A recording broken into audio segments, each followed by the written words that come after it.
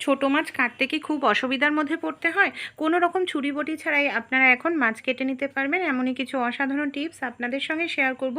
আশা করছি টিপসগুলি অ্যাপ্লাই করলে আপনাদের প্রত্যেক দিনের কাজ অনেকটা সহজ হয়ে যাবে। চলুন তাহলে বন্ধুরা আজকের উপকারী টিপসগুলি দেখে নিই। টিপসগুলি যদি একটু ভালো লেগে থাকে অবশ্যই আপনারা অ্যাপ্লাই করবেন।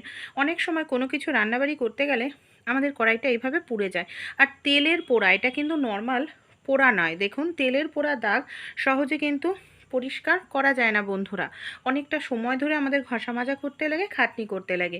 তাই এখন তো গরমের সময়, এখন কাঁচা আমের সময়, আর কাঁচা আমের খোসা আমাদের বাড়িতে থাকেই, আমরা নানা রকম রেসিপিতে কাঁচা আম ব্যবহার করি। কাঁচা আমের খোসা এখানে আমি নিয়ে নিয়েছি, আর বেশ কিছুটা জল দিয়ে দিচ্ছি এর মধ্যে কিছুটা পরিমাণ ডিটারজেন্ট পাউডার। আপনারা বলতে পারবেন যখন আমের সিজন থাকবে না তখন কী করব, তখন সামান্য তেঁতুল নিয়ে নেবেন। এবার এই জলটাকে খুব ভালো করে আমরা গরম করে নেব বা ফুটিয়ে নেব। 1 থেকে 2 মিনিটের জন্য আমি কড়াইটাকে খুব ভালো করে জলটাকে ফুটিয়ে নিচ্ছি। এতে কোনো রকম মাজা ঘষা করতে লাগবে না। আমাদের কড়াইয়ের যে তেলে পোড়া দাগ খুব সহজেই উঠে যাবে, কড়াইটা আমাদের একেবারে পরিষ্কার হয়ে যাবে। এইভাবে দেখুন আমি ঢাকনা দিয়ে ঢেকে রেখেছিলাম 1 মিনিটের জন্য, পুরো ওপর পর্যন্ত উঠে এসেছে, এমনকি তেলের পোড়া যে দাগ সেই দাগ দেখুন পরিষ্কার হয়ে গেছে আপনি মাজা ঘষা ছাড়াই। এবার কি করব, গ্যাসটা বন্ধ করে দিচ্ছি। একটি পাত্রের মধ্যে এই যে জলটা আছে, জলটা আপনাদের আমি ঢেলে দেখাচ্ছি।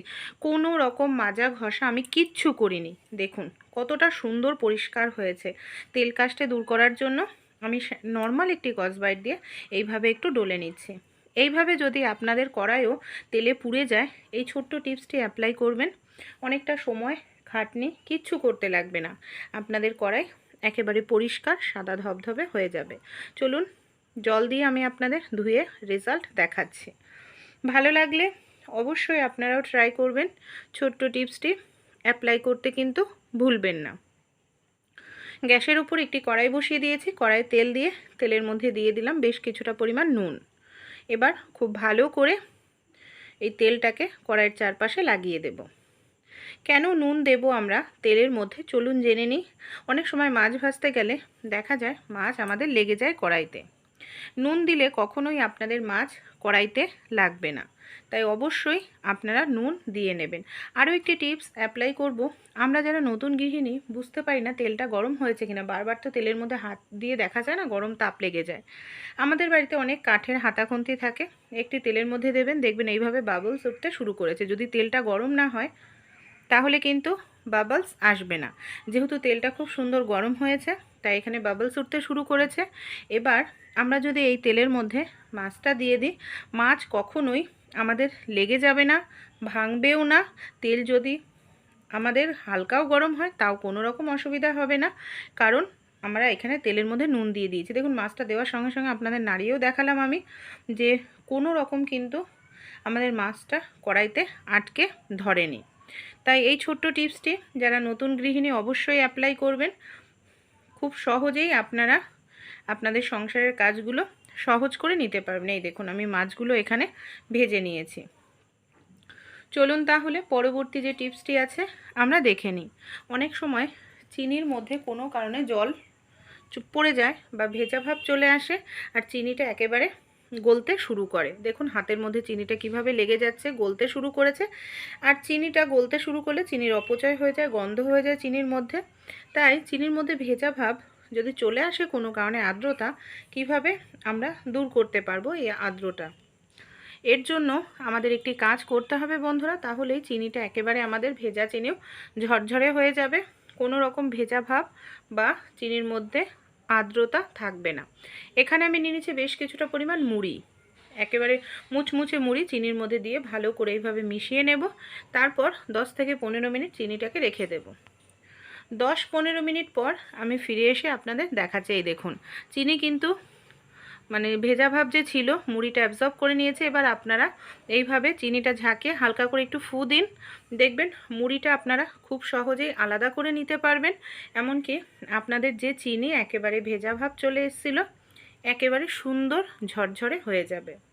তাই এই ছোট্ট ছোট্ট টিপসগুলি আমাদের গৃহিণীদের একটু জানা থাকলে কিন্তু সংসারের অপচয়টা কম হয়। কারণ চিনিটা যদি গলে যেত, এতে আমাদের অপচয় হতো, গন্ধ হয়ে যেত, কোনো রান্নাতেই আমরা সেই গন্ধযুক্ত চিনি ব্যবহার করতে পারতাম না। আর এই দেখুন, মুড়িটাও আমি কত সুন্দর ফু দিয়ে চিনির থেকে পুরোপুরি আলাদা করে নিলাম। এবার আমি কৌটোর মধ্যে চিনিটাকে ভরে রেখে দেব। অনেক দিন থাকলেও এখন আমাদের চিনিটা কোনো রকম কিন্তু গলবেও না আর নষ্টও হবে না। চলুন পরের যে টিপসটি আছে আমরা দেখে নিই।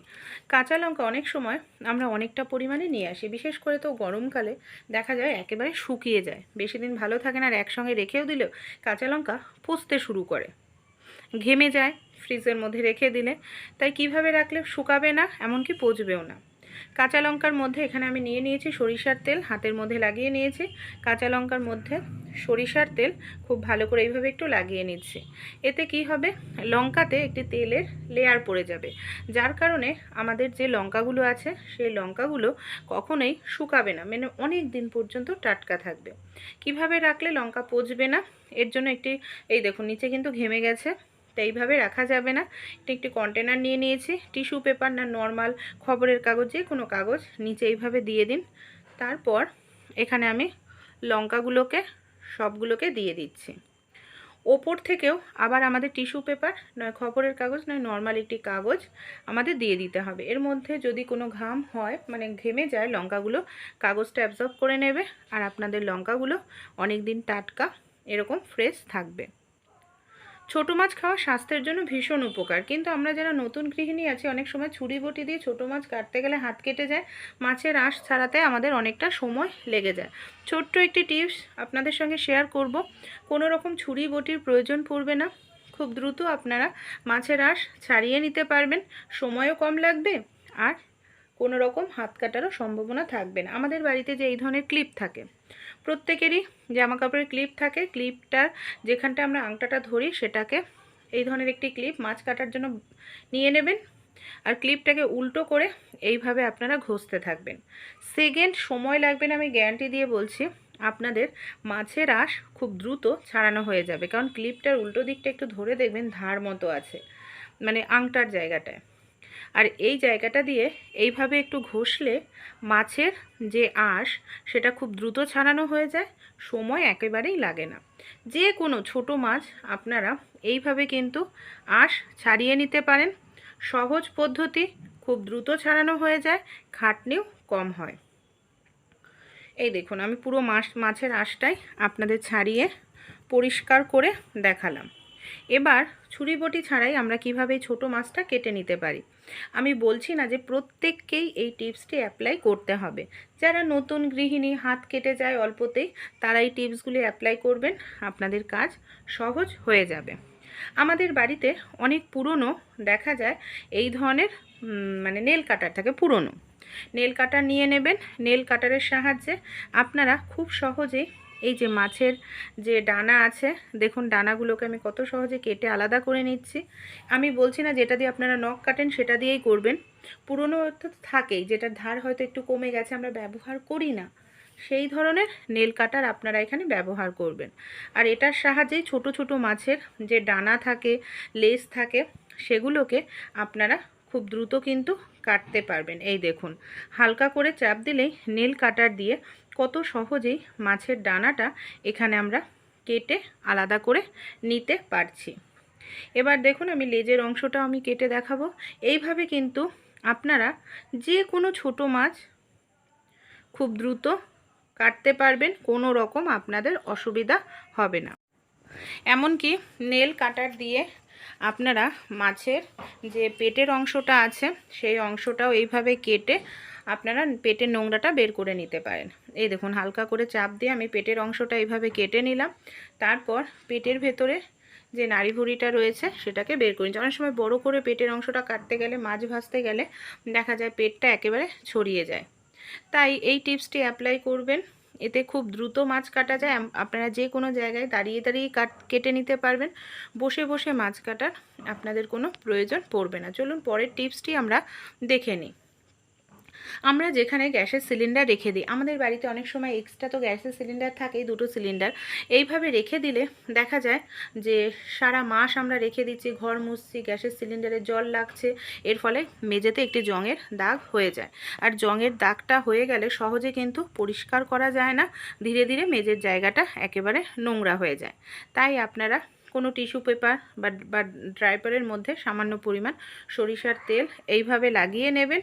তারপর গ্যাসের সিলিন্ডারের তারপর কি করব, গ্যাসের যে সিলিন্ডারটা আছে, গ্যাসের সিলিন্ডারের নিচের দিকটায় আমরা যদি সামান্য পরিমাণ সরিষার তেলও লাগিয়ে রাখি, তাও কিন্তু দেখবেন গ্যাসের সিলিন্ডারের যে জায়গায় রাখা হয় জং ধরে যায়, সেই জায়গাটায় জং ধরার সম্ভাবনা অনেকটাই কমে যাবে বন্ধুরা।